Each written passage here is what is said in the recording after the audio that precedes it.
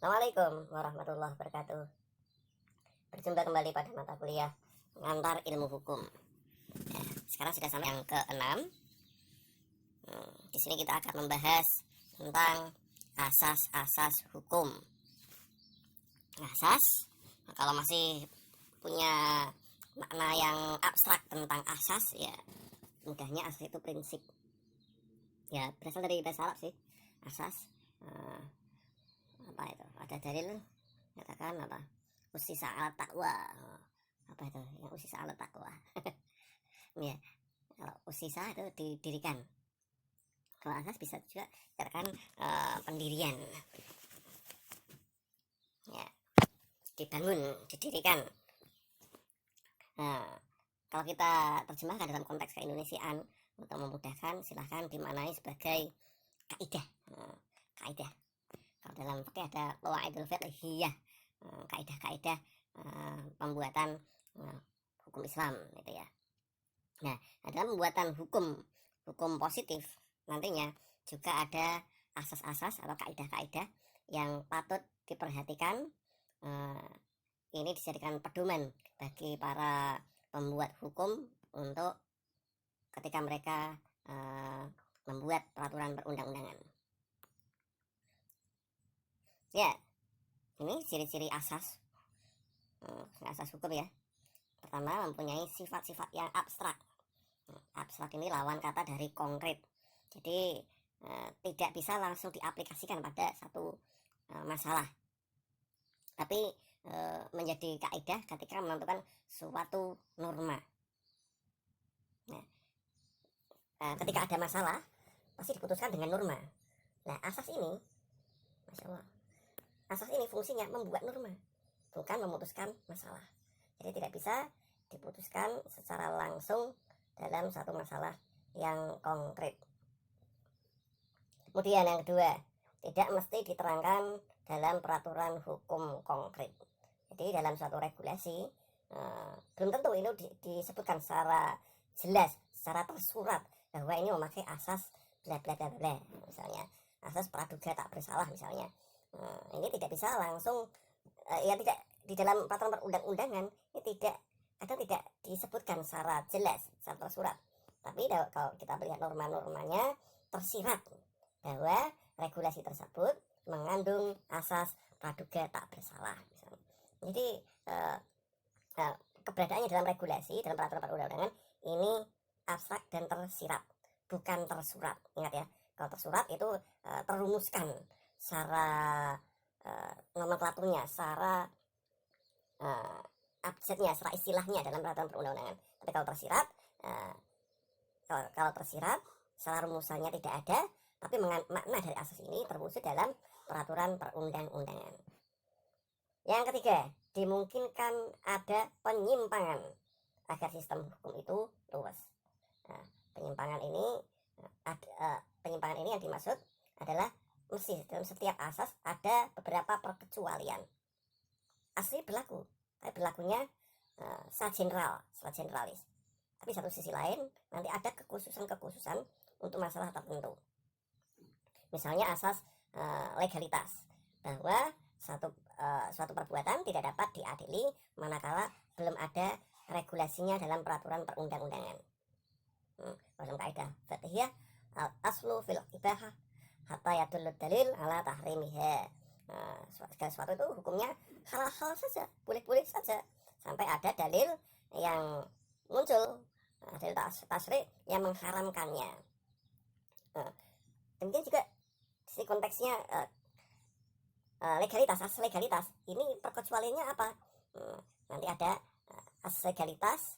Ini nama lainnya adalah apa? Nama lain asas legalitas, asas non retroaktif. Atau tidak boleh berlaku surut. Regulasi tidak boleh berlaku surut. Berlaku surut itu maksudnya gimana? Berlaku surut ini ya regulasi tidak boleh diberlakukan pada satu perbuatan yang terjadi di masa lampau sebelum regulasi tersebut diundangkan. Katanya dulu dalilnya itu loh. Dalil ala tahrim itu bisa menghukumi untuk masalah sebelum ada dalil haram ini diturunkan dalam sebuah wahyu atau dalil. Nah, tapi ada satu masalah tertentu di mana retroaktif atau berlaku surut ini diberlakukan. Kalau non retroaktif tidak boleh berlaku surut. Tapi ada satu masalah di mana retroaktif diberlakukan. Kapan diberlakukan? Ketika regulasi ini pidananya dianggap menguntungkan bagi terpidana atau terdakwa. Tuh, ini berbagai perkecualian. Ada penyimpangan. Tujuannya agar hukum ini bisa berjalan secara luas.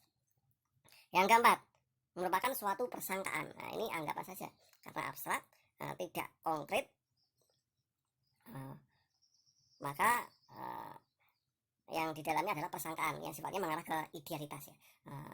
Karena dalam pembuatan norma yang diharapkan adalah sebuah idealitas yang seharusnya, yang supposed to do. Dan di sini untuk mengarah pada sesuatu yang seharusnya yang diidealkan ini campur tangan unsur-unsur moralitas. Dimana di yang kelima ini ada kaidah-kaidah nilai-nilai ini berasal dari moralitas, dan moralitas ini pada umumnya berasal dari agama, kepercayaan.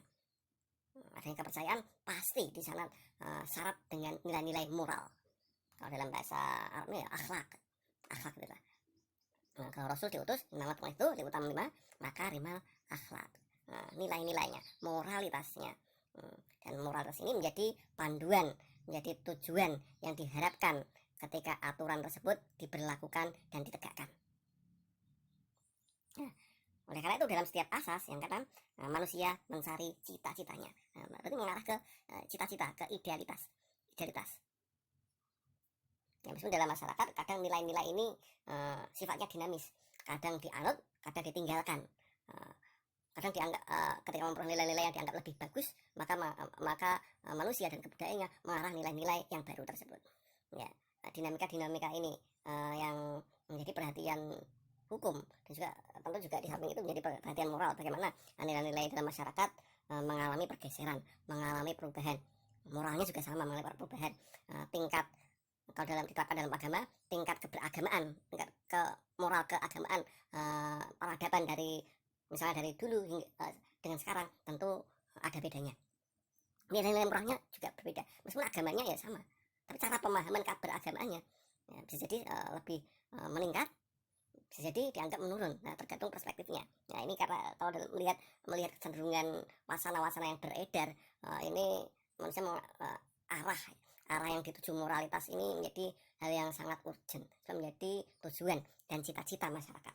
Mau dibawa kemana suatu peradaban masyarakat tergantung moralitas yang sedang ia tuju.